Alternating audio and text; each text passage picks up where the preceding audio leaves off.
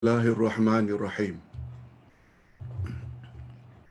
Alhamdulillah nahmaduhu wa nasta'inuhu wa nastaghfiruh. Wa na'udzu billahi min shururi anfusina wa min sayyiati a'malina. Man yahdihillahu fala mudilla lahu wa man yudlil fala hadiya lahu. Ashhadu an la ilaha illallah wahdahu la syarika lahu wa ashhadu anna Muhammadan abduhu wa rasuluh la nabiyya ba'dah. Allahumma salli wa sallim ala nabiyyina Muhammad wa ala alihi wa sahbihi ajma'in, amma ba'd. Hadirin dan hadirat serta para pemirsa yang saya hormati, Assalamualaikum warahmatullahi wabarakatuh. Alhamdulillah, kita bersyukur kehadirat Allah Azza wa Jalla. Berkat taufiknya kita dapat lagi berpeluang dengan izinnya untuk menambah ilmu pengetahuan agama kita.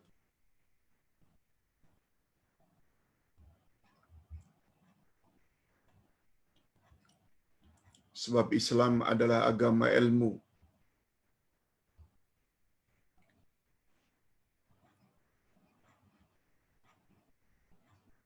Bukan agama warisan. Islam adalah agama yakin. Bukan agama agak-agak.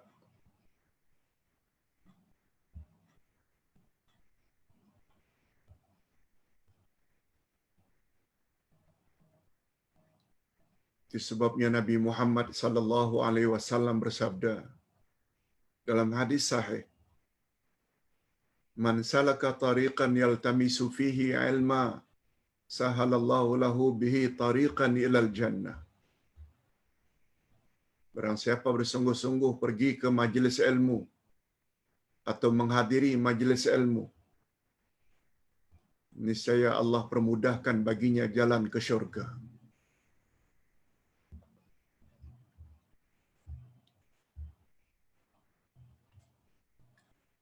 Walaupun yang membawa kita ke syurga disebabkan oleh iman dan amal kita, namun demikian iman dan amal tidak ke mana. Andai kata iman yang kita miliki, amal yang kita miliki tidak berpandukan dalil atau hujjah dari Quran dan sunnah Nabi sallallahu alaihi wasallam. Nah, pelajaran kita pada pagi ini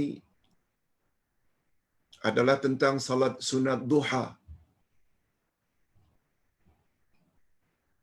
Salat sunat duha termasuk salat sunat yang dilakukan oleh Nabi sallallahu alaihi wasallam secara berkekalan.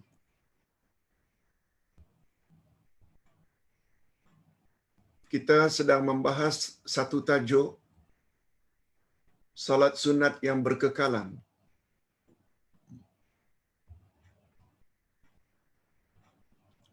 Yang Nabi tidak pernah tinggalkan. Itu makna berkekalan. Pertama, salat sunat rawatib. Muakkadah. Yang kedua, salat sunat witir. Dan yang ketiga hari ini, salat sunat duha. Ketiga-tiga jenis salat sunat ini berbeza dengan salat sunat lainnya. Nabi lakukan secara berkekalan, berterus-terusan. Menunjukkan fadilatnya sangat besar. Bayangkan salat sunat rawatib, terutama 2 rakaat sebelum subuh. nilainya adalah lebih baik daripada apa yang terdapat di antara langit dan bumi. Salat sunat witir. Rasulullah sallallahu alaihi wasallam bersabda,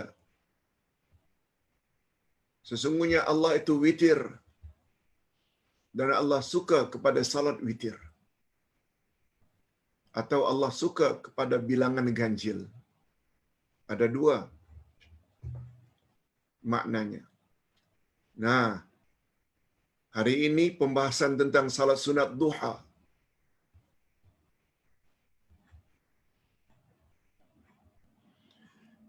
Salat sunat duha ini juga pernah diwasiatkan oleh Nabi, menunjukkan betapa pentingnya salat sunat duha walau hanya 2 rakaat. Nanti kita akan jelaskan tentang fadilatnya. Sebelum itu, mari kita bahas dulu apa hukum salat sunat duha. Sampai di mana galakan baginda terhadap salat duha. Lihat muka surat 108 dari buku Himpunan Salat Sunat Rasulullah sallallahu alaihi wasallam, halaman 108. Hukum salat sunat duha. Hukum salat sunat duha adalah sunat muakkad. Sunnah muakkadah. yakni sunat yang sangat digalakkan oleh baginda. Walaupun tidak sampai kepada derajat wajib. Walau tidaklah sampai wajib. Tapi sunatnya sunat yang sangat ditekankan oleh Nabi sallallahu alaihi wasallam. Hal ini karena Nabi sallallahu alaihi wasallam sendiri melakukannya dan berwasiat kepada sahabatnya. Wasiat Nabi walaupun kepada hanya seorang sahabat. Ini kaedah dalam ilmu hadis. Walaupun Nabi berwasiat kepada seorang sahabat, tetapi nilai wasiat itu sama dengan wasiatnya untuk umat keseluruhannya, termasuk kita. Kecuali jika ada dalil yang mengkhaskan hanya kepada seorang sahabat sahaja. Itu bab lain. Bila dikhaskan untuk seorang sahabat sahaja.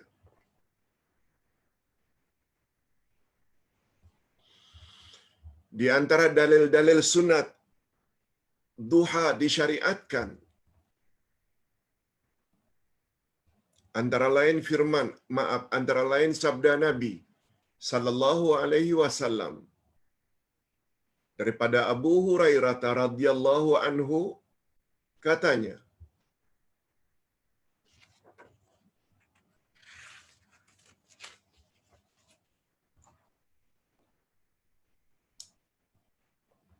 maaf ya Ustaz, tersalah beri number. 4 ini sepatutnya 1 dan 5 ini sepatutnya 2.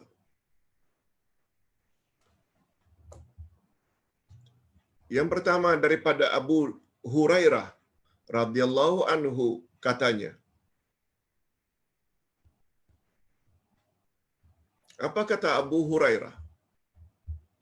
Semua kita tahu Abu Hurairah adalah sahabat Nabi yang paling banyak menghafal hadis Nabi sallallahu alaihi wasallam.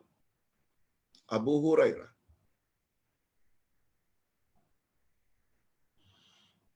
Dia dipanggil Abu Hurairah karena hobinya sangat suka kepada kucing. Hurairah maknanya anak kucing.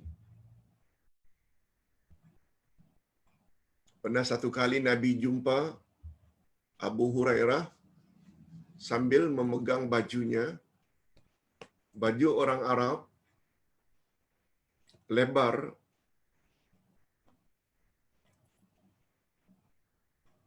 Lalu kata Nabi, "Ya Abu Hurairah, apa yang di dalam lengan bajumu itu. Anak kucing, ya Rasulullah. Hirron kucing, Hurairah kucing kecil.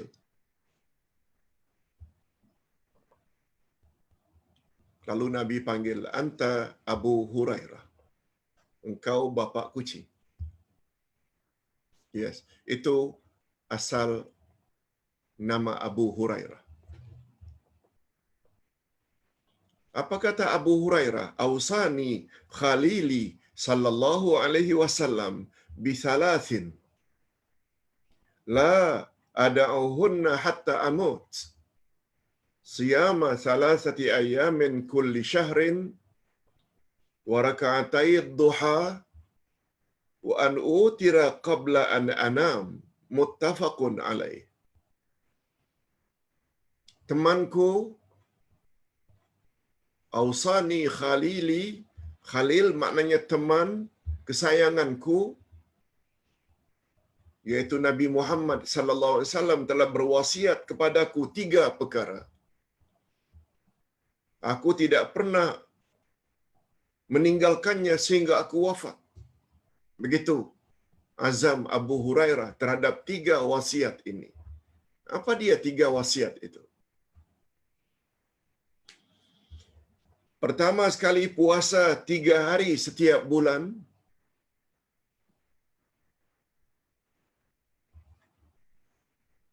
Senin, Kamis, Senin, Kamis, Senin, Kamis.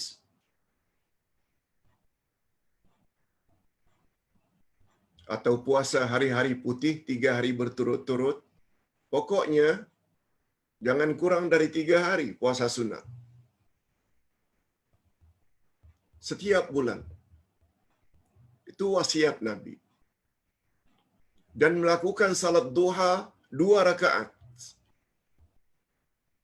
Dan yang ketiga, salat witir sebelum aku tidur. Salat witir sebelum aku tidur. Kita dah cerita tentang salat witir. Ia boleh dilakukan bermula dari Isya hingga subuh.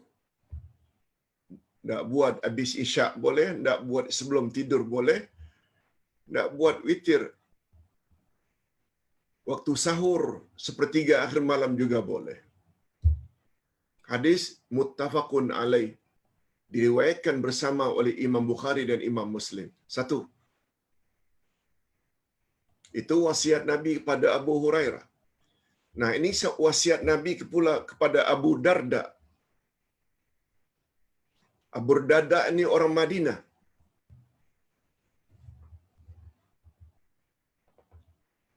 Kalau Abu Hurairah orang Mekah, Abu Darda ini Ansar. Apa katanya?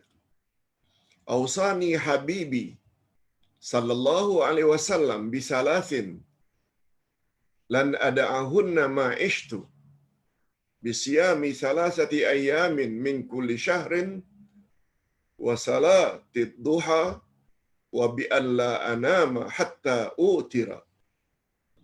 Rawahu Muslim. Sama wasiat Nabi kepada Abu Hurairah sebagaimana wasiat Nabi kepada Abu Darda. Telah berwasiat kekasihku sallallahu alaihi wasallam kepadaku 3 perkara. Aku sekali-kali tidak akan meninggalkannya selagi aku masih hidup. Puasa 3 hari pada setiap bulan, salat duha, dan aku tidak tidur sehingga aku witir terlebih dahulu. Hadis riwayat Imam Muslim. Cukuplah dengan 2 dalil itu bahwa Nabi Muhammad sallallahu alaihi wasallam berwasiat, jangan tinggalkan salat duha. Syekh Abdul Aziz bin Abdullah bin Baz, mantan rektor Universiti Islam Madinah ketika Ustaz belajar dulu. Beliau juga mantan mufti Arab Saudi. Pakar rujuk. Apa komen beliau? Dua hadis sahih di atas adalah hujah atau dalil tentang adanya syariat salat duha dan sunat muakkad hukumnya. Karena jika baginda berwasiat, maka wasiatnya mencakupi umat seluruhnya. Bukan khas untuk orang yang menerima wasiat sahaja. No. Sebab ajaran Nabi Muhammad sallallahu alaihi wasallam berbeza dengan nabi-nabi sebelumnya. Ajaran Nabi Muhammad berkuat kuasa, berlaku hingga hari kiamat. Demikian juga jika baginda sallallahu alaihi wasallam memerintah atau melarang sesuatu, maka hukumnya umum kecuali jika terdapat dalil lain yang mengkhaskan untuk sahabat tertentu. Yes. Sama ada suruhan atau larangan, sifatnya umum. Adapun tentang Nabi sallallahu alaihi wasallam tidak melakukan salat duha secara berkekalan atau terus-menerus,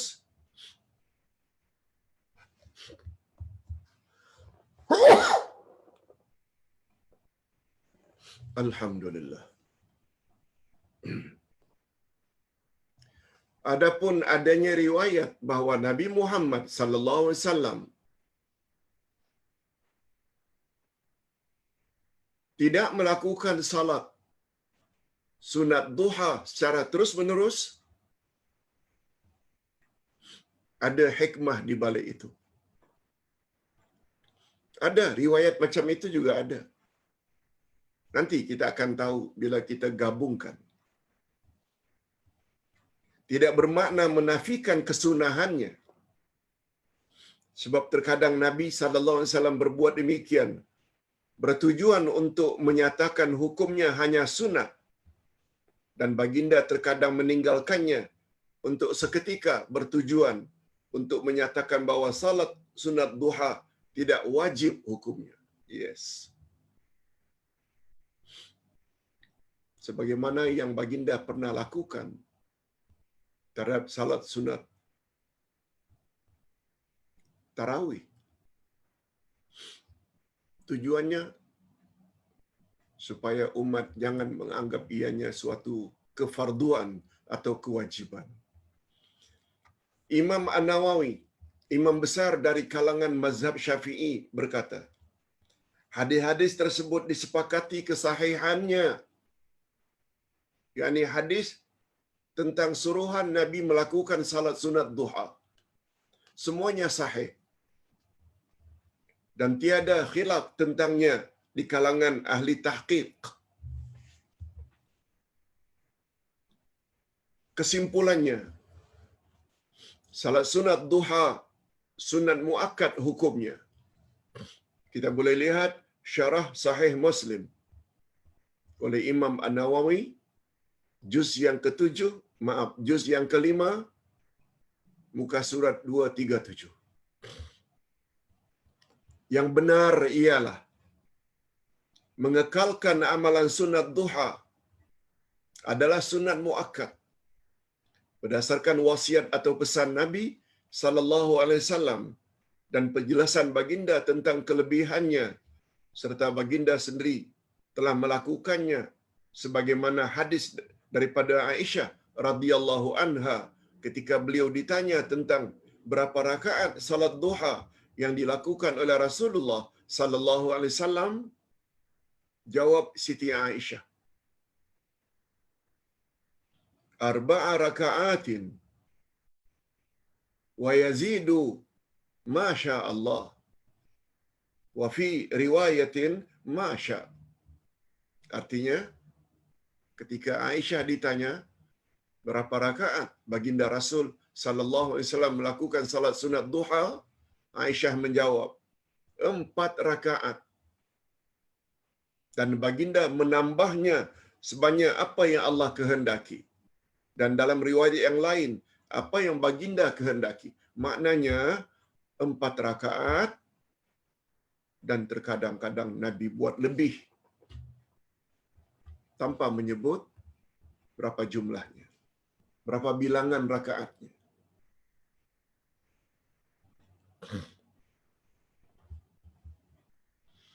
Jadi paling kurang 2 rakaat. Sebagaimana wasiat Nabi kepada Abu Hurairah dan Abu Darda.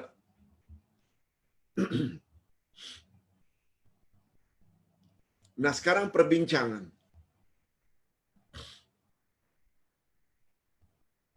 Macam mana kesimpulannya, Pak Ustaz? Adapun tentang beberapa hadis yang menyatakan bahawa baginda Rasul sallallahu alaihi wasallam tidak melakukan salat duha, dan juga hadis yang mengatakan baginda melakukannya, maka perbincangannya adalah seperti berikut. Hadis yang pertama dari Aisyah radhiyallahu anha. Aisyah pernah menafikan, walaupun beliau sangat dekat dengan baginda. Kata Aisyah, Nabi tak pernah buat salat duha. Yes. Hadis ini sahih, riwayat Imam Muslim. Cuba dengar baik-baik. Ma ra'aitu an-nabiyya sallallahu alaihi wasallam yusalli sabhat ad-duha qat. Wa inni la asbahuha. Wa in kana an-nabiyyu sallallahu alaihi wasallam la yada'a al-amal wa huwa yuhibbu bihi khasyatan ay ya'mal bihi an-nas fayufradu alaihim.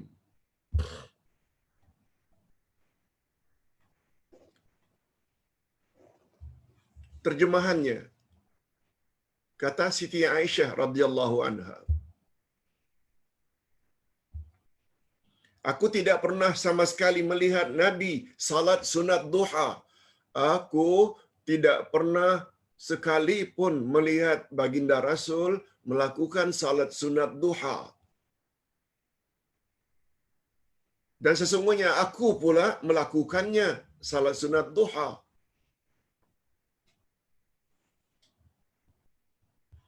Dan sekiranya Rasulullah sallallahu alaihi wasallam meninggalkan amalan, sedangkan baginda menyukainya, karena baginda bimbang manusia atau umatnya akan mewajibkan ke atas diri mereka.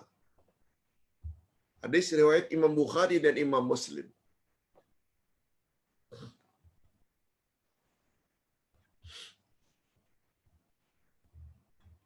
Nampaknya macam bercanggah. Jangan cepat-cepat katakan bercanggah. Hadis ini sahih. Itu sebabnya kita panggil perbincangan, pencerahan. Sebab kaedah dalam ilmu tafsir, kaedah dalam ilmu hadis, bila hadis itu sama-sama sahih, kita tidak boleh ambil satu, tinggalkan satu. Tak boleh. Kita kena buat tauqif, kita buat taufik. Taufik maknanya kita kena combinekan. Nanti kita akan sebut. Hadis yang kedua dari Aisyah radhiyallahu anha juga. Beliau ditanya, hal kana an-nabiyyu sallallahu alaihi wasallam yusalli ad-duha? Qalat, la. Illa an yaji'a min maghribi. Hadis riwayat Muslim.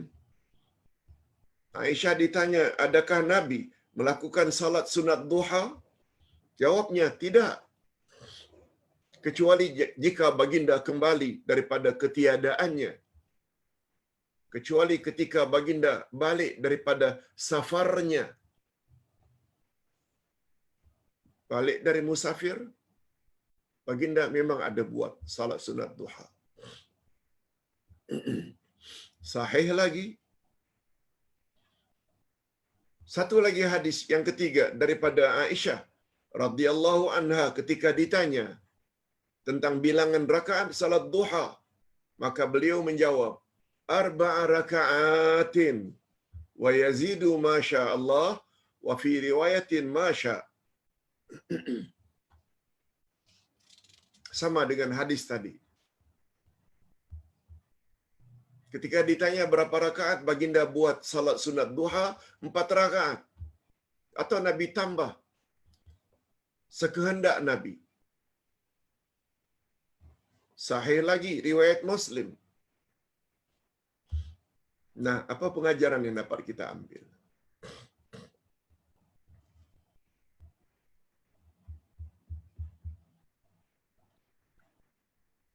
Mengulas apa yang Ustaz katakan tadi. Bila dua hadis seperti bertentangan, bercanggah, tapi dua-duanya sahih, kita hendaklah menggabungkan antara keduanya, minta panduan orang-orang yang pakar. Ustaz buat contoh. Nabi pernah sebut akikah untuk anak lelaki, baby boy, 2 ekor kambing. Akikah untuk baby girl, anak perempuan, 1 ekor kambing. Tapi dalam praktiknya, Nabi akikah untuk Hasan cucunya, anak Ali dan Fatimah, 1 ekor kambing. Tahun kemudiannya Hussein juga 1 ekor kambing. Jangan kata Nabi cakap tak serupa bikin. Jangan. Maha suci Nabi daripada bersifat demikian. Semalam kita dah sebut sikap Nabi itu siddiq, amanah, tabligh, fatana. Macam mana Ustaz kita nak gabungkan antara dua? Antara ucapan Nabi dengan perbuatan Nabi nampak bercanggah. Kata ulama hadis membantu. 1 ekor kambing akikah untuk anak lelaki sudah sah. Tetapi bila dibuat 2 ekor, itu lebih afdal. Yes. Barangkali Nabi dah terbayang dah. 1500 tahun kemudian, seekor kambing sudah mencecah sampai 900 ringgit. Seingat Ustaz, 40 tahun yang lalu, 1980, mula-mula sampai di sini, harga seekor kambing 180 ringgit saja. 40 tahun kemudian, dah hampir mencecah 1000. Lihat tu hikmahnya. 1 ekor boleh, tapi kalau 2 ekor untuk anak lelaki, itu lebih afdal. Nabi juga bersabda dalam hadis sahih, tiada i'tikaf kecuali pada 3 masjid.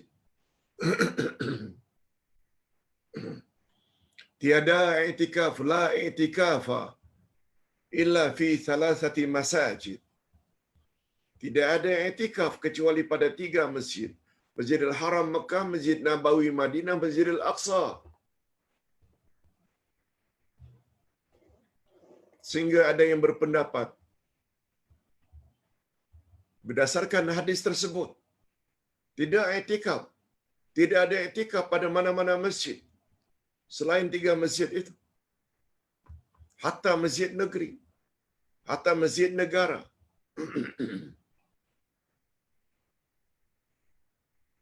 Tetapi para ulama fiqh mengambil kesimpulan, ulama hadis mengambil kesimpulan, sah i'tikaf pada mana-mana masjid.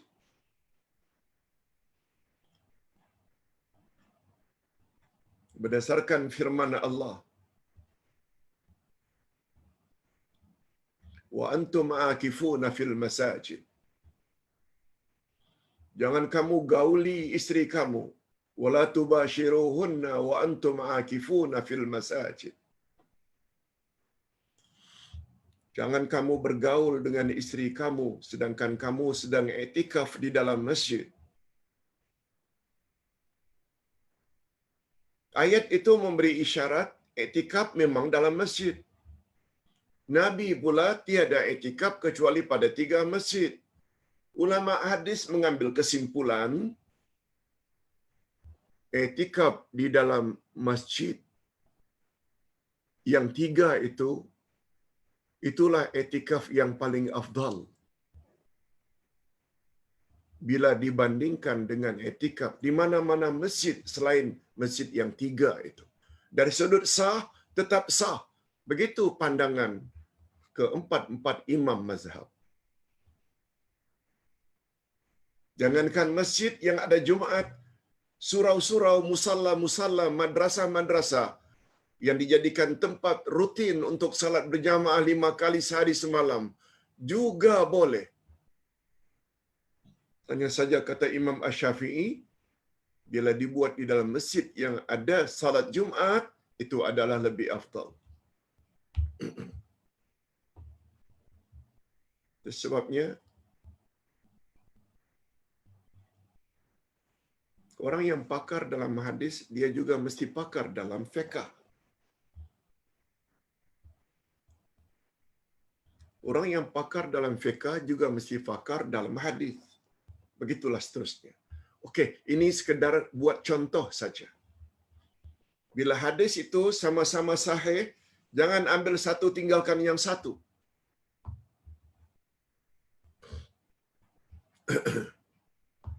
Tapi combinekan selagi dia sama-sama sahih. Caranya macam itu. Kalau tak mampu, tanya kepada yang pakar. Fas'alu ahla dzikri in kuntum la ta'lamun. Tanya kepada orang yang tahu bila kamu masih lagi belum tahu. Okey. Pengajaran daripada hadis-hadis di atas, walaupun secara zahir hadis-hadis di atas seperti bercanggah, namun demikian karena semua hadis sahih, maka sewajarnya lah ditaufikkan atau digabungkan semuanya. Dan jika kita berpegang kepada prinsip ini, maka penggabungan itu akan menghasilkan natijah, result seperti berikut. Pertama, percanggahan zahir ialah penafian Aisyah radhiyallahu anha bahawa Nabi tidak pernah melakukan salat duha. Macam bercanggah. Kecuali baginda pulang daripada musafir atau ketiadaannya. Tetapi ketika beliau ditanya bilangan rakaat salat duha yang baginda lakukan, beliau menjawab 4 rakaat dan seterusnya. Dari satu sudut, aku tidak pernah tengok baginda Rasul buat salat duha. Dari sudut yang lain pula, ketika ditanya berapa rakaat baginda buat, beliau jawab 4 rakaat dan seterusnya. Ini memberi makna pada masa yang sama, Aisyah membuat pengakuan bahawa baginda melakukan salat sunat duha. Yes. Satu. Yang kedua, penafian Aisyah radhiyallahu anha salat duha Nabi atas sebab beliau tidak melihatnya. Kata Aisyah, aku tak pernah tengok Rasulullah salat duha. Apa komen ulama hadis? Pengingkaran atau penafian Aisyah ke atas salat duha Nabi atas sebab beliau tidak melihatnya kecuali jika baginda kembali dari pemergiannya, pengakuannya bahawa beliau ada melakukan salat duha, seolah-olah amalan itu beliau lakukan berdasarkan kepada galakan daripada Nabi sallallahu alaihi wasallam.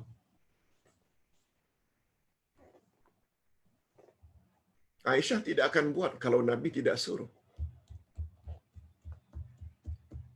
Apalagi Aisyah mendapat gelaran As-Siddiqah,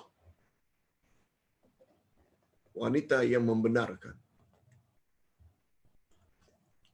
Yang ketiga, kesimpulannya, di antara perbuatan Nabi sallallahu alaihi wasallam yang melakukan salat sunat duha dan ucapan Aisyah radhiyallahu anha sebenarnya tidak bercanggah. Tidak bercanggah. Mengapa? Aisyah menyampaikan apa yang beliau tahu dan apa yang diceritakan oleh para sahabat kepadanya, bahwa Nabi melakukan salat duha secara berkekalan. Adapun penafian Aisyah tentang salat duha, adapun penafian Aisyah tentang salat duha Nabi, karena waktu duha, ini poin. Karena waktu duha bukanlah waktu yang suami berkhalwat atau bersama menyendiri dengan istrinya. Penafian Aisyah, kata ulama hadis, Nabi tidak buat salat sunat duha. Karena waktu duha biasanya bukanlah masa si suami berdekatan dengan istri. Habis subuh, habis sarapan biasanya keluar mencari rezeki. Balik tak balik petang.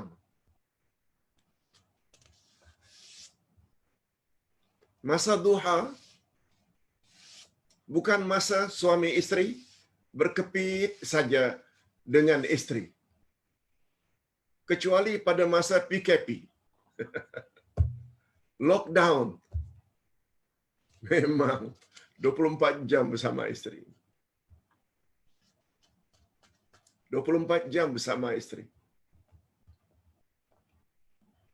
Ini nak cerita mengapa Aisyah sampai menafikan.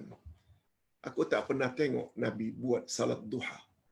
Karena waktu duha memang antara suami dan isteri, bukan itu timingnya mereka bersama.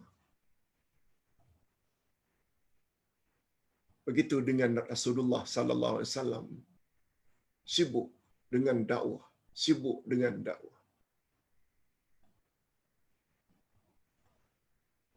Hadirin dan hadirat rahimakumullah. Yang keempat, Syekh Abdul Aziz bin Baz berkata, penggabungan dua riwayat di atas dapat disimpulkan Aisyah radhiyallahu anha pada awalnya mengisbatkan, menetapkan perbuatan Nabi, kemudian beliau terlupa, kata Syekh Abdul Aziz bin Baz, atau beliau membuat penafian pada awalnya, kemudian beliau baru teringat dalil yang mengisbatkan hendaklah didahulukan. Dalil yang mengisbatkan hendaklah didahulukan daripada dalil penafian. Sebagaimana jika datang riwayat dari dua orang sahabat, A sahabat, B sahabat. Seorang sahabat mengatakan Nabi tak buat perkara itu. Sahabat yang satu lagi mengatakan Nabi buat perbuatan itu. Kaedah dalam ilmu hadis, kita hendaklah cenderung kepada dalil yang mengatakan Nabi buat, bukan dalil yang mengatakan Nabi tak buat. Yes, itu kaedah. Itu sebabnya untuk menjadi ulama fiqh, mereka kena tahu semua kaedah-kaedah ini. Bukan sekedar hafal hadis saja, kaedah-kaedah. Sebagaimana kaedah dalam ilmu tafsir, ada kaedah. Kaedah dalam ilmu hadis, ada kaedah. Macam kita sebutkan tadi. Bila dua-dua hadis itu sahih, jangan ambil satu, tinggalkan satu. Kita hendaklah combinekan. Itu Itu satu. Kaedah yang lain pula, bila hadis mengatakan Nabi ada buat, riwayat yang lain Nabi tidak buat, kita hendaklah ambil mana yang Nabi buat.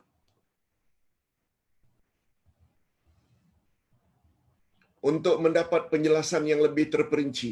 Ini panjang pembahasan ini. Sila rujuk 3 kitab ini kalau mampu. Subulus Salam oleh As-San'ani, jilid 3 muka surat 60. Nailul Autar oleh Asy-Syaukani juga, jilid 2 muka surat 256. Nah, ini yang terkenal Bulughul Maram, hadis nomor 415 dan 417. Okey.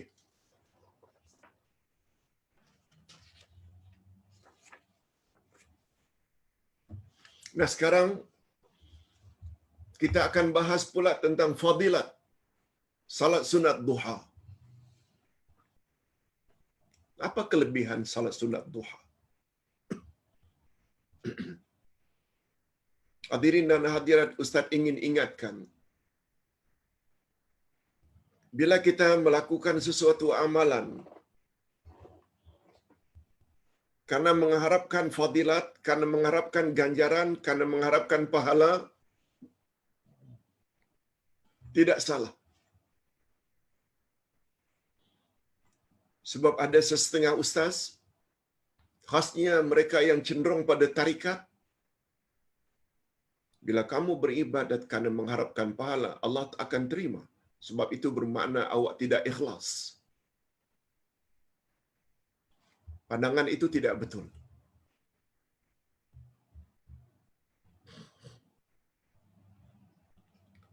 Sebab Allah Subhanahu wa taala berfirman pada ayat yang ke-16 dari surat As-Sajdah. Firman Allah, A'udzubillahi minasyaitonir rajim. Tatajafa junubuhum 'anil madaji'i yad'una rabbahum khaufan wa tama'a wa mimma razaqnahum yunfiqun. Ciri-ciri orang-orang yang beriman itu renggang rusuknya dari tempat tidur. Ia membawa makna kiasan. Orang beriman suka bangkit pada waktu malam. Renggang perutnya, rusuknya dari tempat tidur.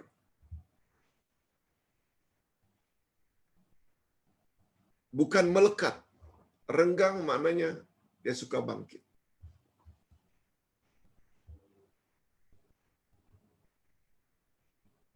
Bukan seperti istilah English, kalau tak salah. Kalau orang itu tidurnya nyenyak gila, sangat nyenyak, letak jam 9 malam, tak bergerak, 9 pagi baru bangkit. Dipanggil dengan sleep like log. Dia tidur seperti balak. Kayu balak, letak macam itu memang tak bergerak-gerak. Sleep like log. Minta maaf kalau pronunciation Ustaz tidak betul. Ustaz dengar macam itu. Orang beriman tak macam itu. Tapi bangkitnya bukan sekedar nak membawa anaknya untuk kencing, untuk buang air. Bukan. Yad'una rabbahum khaufan wa tama'a. Mereka bangkit untuk beribadat kepada Tuhan mereka, berdoa pada Tuhan mereka dengan penuh harap, dengan rasa takut, wa tama'a, dan tamak. Tamak maknanya mengharap ganjaran yang besar. Motifnya dua. Dia bangkit itu karena takut akan azab Allah, takut neraka Allah, takut murka Allah, khaufa, wa tama'a. Tama'a maknanya mengharap ganjaran yang banyak, tamak. Tamak dalam hal mengharap ganjaran boleh ya. Sebagaimana tamaknya ibu-ibu dan bapa-bapa sekalian serta para pemirsa, Ustaz rehat 3 hari saja sempena Idul Adha. Aduh Ustaz, lama betul rasanya 3 hari itu cuti. Tak sabar, nak dengar lagi. No problem. Itu namanya tamak terpuji. Dalam bahasa Arab, tamak ada 2 jenis. Ada namanya tamak atau tama'un mamduh. Ada tama'un mazmum. Ada tamak yang tercela,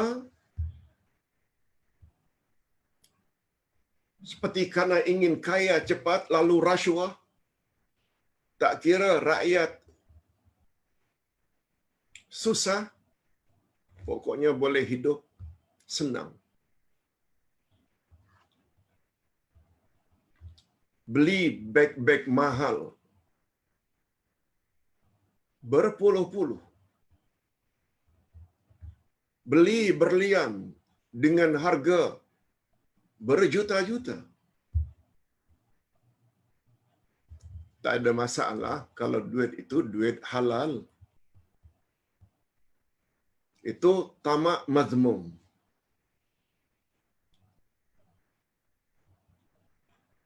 Tetapi ada juga namanya tamak yang terpuji. Ini contohnya. Di situ perlunya kita belajar tafsir. Jadi ada orang yang bangkit malam, jam 4.30, jam 4, jam 3.30, salat tahajud, witir. Pertama, takhawufan, takut siksaan Allah. Yang kedua, mengharap sangat mendapat ganjaran yang banyak di akhirat nanti. Itu namanya tamak yang terpuji. Sebagaimana tamaknya kita tak puas-puas ingin pertambahan ilmu. Maklumlah dulu masa muda, leka. Jadi sekarang kita ingin cover kekurangan itu, lalu kita tamak sampai kita mati. Jangan pula tamaknya sampai tak sarapan. Sarapanlah dulu atau sambil sarapan. Hadirin dan hadirat rahimakumullah. Ustaz dah jelaskan dengan panjang lebar. Antara lain pandangan Imam An-Nawawi, juga antara lain pandangan Imam Al-Ghazali. Motif berdakwah, motif ibadat ada 3. Pertama, untuk menyatakan rasa syukur pada Allah. Yang kedua, untuk menyatakan atau mengharap syurga Allah. Yang ketiga, karena takut akan azab Allah. Ini telah diurai oleh Imam Ibnul Qayyim tentang rahasia. Nanti boleh baca. Sebab Ustaz sudah buat edisi baru. Sedang buat sekarang ini. Tafsir surat Al-Fatihah. Antaranya Ustaz sebut, mengapa iyyaka na'budu, hanya kepada engkau kami beribadat. Diawali dengan 3 ayat. Alhamdulillahirabbil alamin. Ar-Rahmanir-Rahim. Maliki yaumiddin. Sama betul dengan tujuan manusia beribadat. Bila manusia beribadat karena ingin bersyukur, namanya itu ibadat orang-orang merdeka, ibadatul ahrar. Bila seseorang beribadat karena ingin dapat ganjaran pahala atau masuk syurga, namanya ibadatul tujar, ibadat pedagang. Sebab pikiran pedagang, dah untung. Dan apabila seorang beribadat karena takut disiksa, namanya ibadatul abid, ibadat hamba abdi. Jadi bukan sebagaimana kata ahli tarikat, bila beribadat takut neraka tak akan diterima sebab itu tidak ikhlas. Beribadat kerana mengharap syurga tak akan diterima sebab itu tidak ikhlas. Salah. Yang betul, bila ketiga-tiga motif tersebut ada lagi sempurna, dan kita tak nafikan, bila motif kita beribadat didorong karena ingin menyatakan rasa syukur pada Allah, itulah motif utama Rasulullah. Sebab baginda pernah ditanya oleh Aisyah, "Ya Rasulullah, Tuhan kan sudah dijamin masuk syurga dan diampuni segala dosa. Mengapa buat salat malam panjangnya sampai gemetar dan bengkak tumit-tumit Tuhan?" Apa jawab Nabi? "Afala akunu abdan syakura." Tak bolehkah aku jadi hamba Allah yang pandai bersyukur? Subhanallah. Ini rupanya motif utama baginda beribadat pada Allah karena ingin menyatakan rasa syukur, terima kasih kepada Allah. Itu sebabnya iyyaka na'budu diawali dengan alhamdulillah rabbil alamin sebagai lambang syukur. Ar-Rahmanir Rahim dari kata rahmat, dan rahmat itu adalah syurga. Malik yaumiddin, rasa takut kita berhadapan dengan hari pembalasan. Yes. Urutannya itu cantik. Sila baca buku tersebut nanti bila dah siap dicetak. Nah, sekarang fadilat salat sunat duha. Terdapat banyak hadis sahih yang mengatakan kelebihan salat sunat duha. Pertama dari Abu Dzar Al-Ghifari, daripada Nabi sallallahu alaihi wasallam sabdanya, "Yusbihu ala kulli sulama min ahadikum sadaqah, fa kullu tasbihatin sadaqah, wa kullu tahmidatin sadaqah, wa kullu tahlilatin sadaqah, wa kullu takbiratin sadaqah, wa amrun bil ma'rufi sadaqah, wa nahyun 'anil munkar sadaqah, wa yajzi'u dzalika raka'atan yarka'uhuma min ad-duha."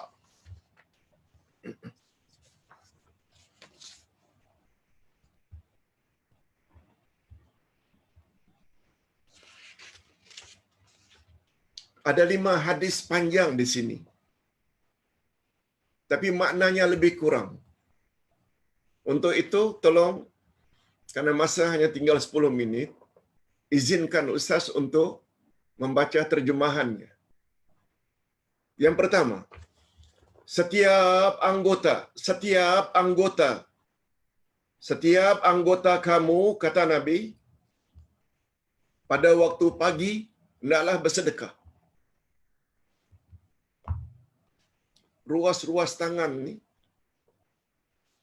setiap pagi mesti bersedekah. Maka setiap tasbih sedekah, subhanallah. Setiap tahmid sedekah, alhamdulillah. Setiap tahlil sedekah, la ilaha illallah.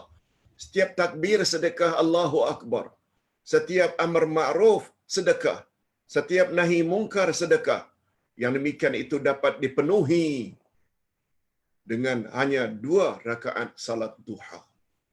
Dengan 2 rakaat salat duha, dah cover semua itu. Hadis yang lain daripada Buraidah radhiyallahu anhu. Ini lagi cantik. Fil insani salasatu mi'ati wa sittuna mafsalan fa alaihi an yatasaddaq an kulli mafsal bisadaqah. Terjemahannya, pada diri manusia ada 360 sendi, ruas-ruas sendi. Pada setiap manusia ada 360 sendi. Begitu kata Nabi dalam hadis sahih Sunan Abu Daud. Oleh itu hendaklah dia bersedekah dengan satu sedekah pada setiap sendi. Maknanya sedekahnya mesti 360 pula. Kalau sekali subhanallah baru satu sendi ditunaikan sedekahnya, Alhamdulillah baru 2. Allahu Akbar baru 3. Sekarang 360 sendi. Setiap sendi, setiap pagi mesti bersedekah. Mereka para sahabat bertanya, siapalah yang sanggup berbuat demikian wahai Rasul? Sedekah sampai 360 setiap pagi perlu ditunaikan bagi setiap sendi. Coba dengar apa jawaban Nabi. Menimbus kahak yang terdapat di dalam masjid, sedekah. Maknanya membuang sampah, menghilangkan kotoran, membuang sesuatu yang berbahaya dari jalan, sedekah. Dan jika dia tidak mendapatinya, itu semua, memadailah bagi kamu 2 rakaat salat sunat duha. Hadis riwayat Abu Daud dan dinilai oleh pakar hadis Albani, hadisnya sahih. Allahu Akbar. Allahu Akbar. Lihat betapa pentingnya kita cari ilmu.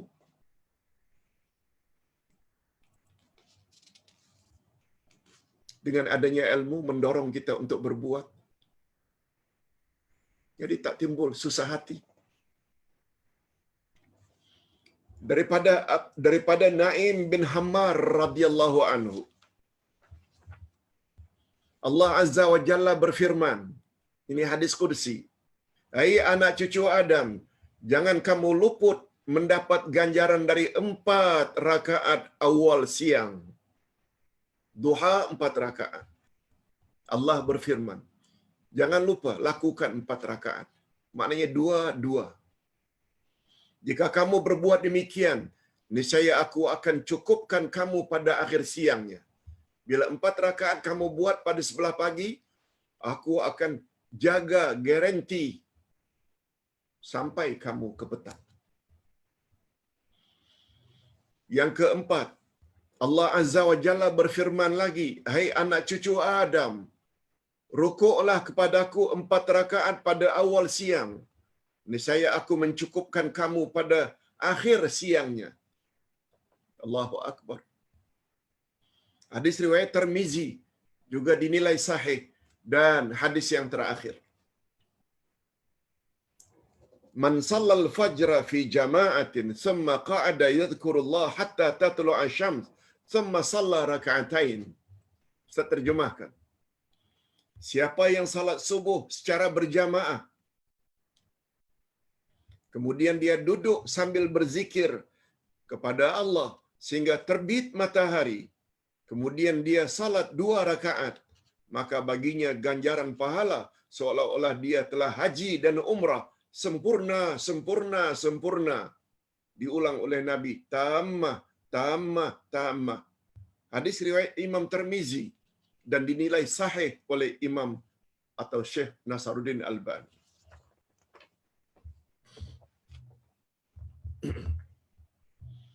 Setelah kita baca 5 hadis, semuanya sahih belaka. Apa kesimpulannya Pak Ustaz? Ini dia. Yang pertama, setiap anggota manusia mesti bersedekah dengan zikir. Subhanallah, alhamdulillah, Allahu Akbar. Itu tadi. Termasuk amar ma'ruf nahi mungkar.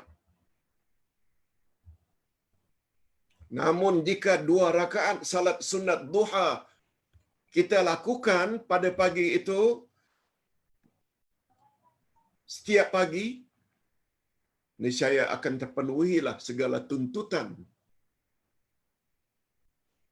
360 ruas sudah ditunaikan sedekahnya.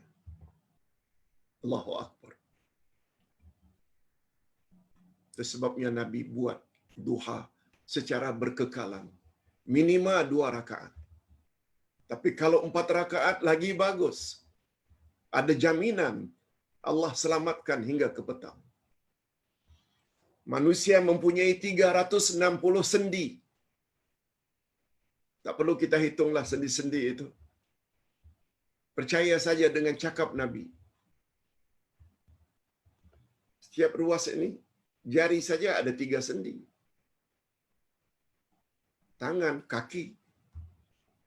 Ini belum lagi antara kaki dengan tumit, tumit dengan betis, betis dengan paha, paha dengan badan. Semuanya ada sendi-sendi. Semuanya 300. Setiap sendi mesti bersedekah. Bukan dengan duit. Luas makna sedekah. Jika tidak ada sesuatu yang akan disedekahkan, tak ada sesuatu, maka 2 rakaat duha dapat cover, dapat menutupi tuntutan tersebut. Yang ketiga, jika Muslim melakukan salat duha 4 rakaat, nah bukan 2, 2 saja dah cover semua sedekah untuk sendi, tapi kalau 4 rakaat, pada awal siang, yakni waktu duha, niscaya Allah akan jamin keselamatannya sampai ke akhir petang. Yang keempat, kesimpulan yang keempat, barang siapa salat subuh berjamaah, kemudian duduk sambil berzikir kepada Allah, sehingga matahari naik dan selanjutnya salat duha, maka ganjarannya sama dengan 1 kali pergi haji dan umrah. Allahu Akbar. Dari sudut ganjaran, macam kita pergi haji dan umrah. Sebab itu bapa-bapa dan ibu-ibu serta para pemirsa yang saya hormati, tak usah sedih sangat lagi. Tak usah sedih sangatlah tak dapat naik haji. Walaupun ada kemampuan, karena COVID-19 sehingga dibatasi orang pergi haji atau pergi umrah. Tak usah sedih sangat. Sebab kita boleh mendapat ganjaran dari cara lain. Yaitu lakukan salat 2 rakaat duha. Tapi dengan syarat, salat subuh hendaklah berjamaah. Disebut berjamaah, jamaatan di sini. Kata ulama hadis tidak disebut fil masajid. Tidak disebut di dalam masjid. Salat berjamaah lebih-lebih lagi ketika lockdown, ketika PKP, suami isteri dan anak-anak salat subuh berjamaah.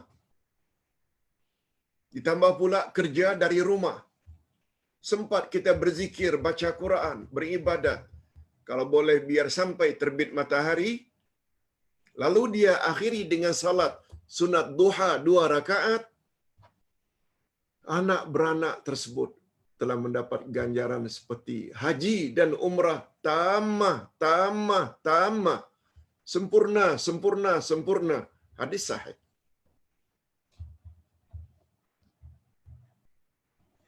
Betul tak apa yang Ustaz cakap selama ini? Ilmu sangat mustahak. Dengan mengetahui kelebihan sesuatu, membuat hati ini terdorong untuk mengamalkannya. Itu sebabnya syaitan paling suka kepada orang yang jahil.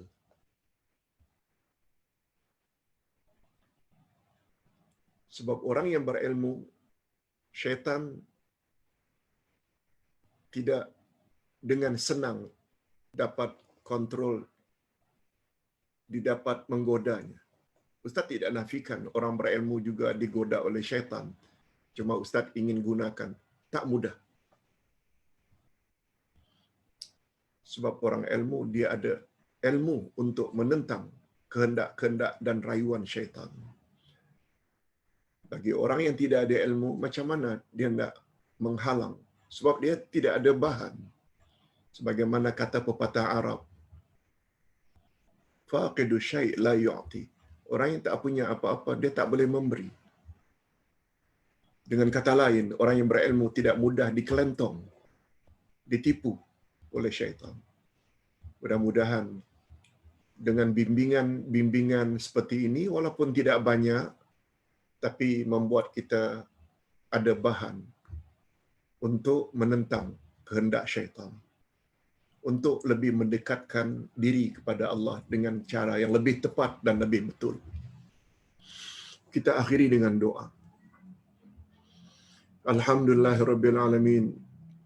Wassalatu wassalamu ala asyrafil anbiya'i wal mursalin wa ala alihi wa sahbihi ajma'in.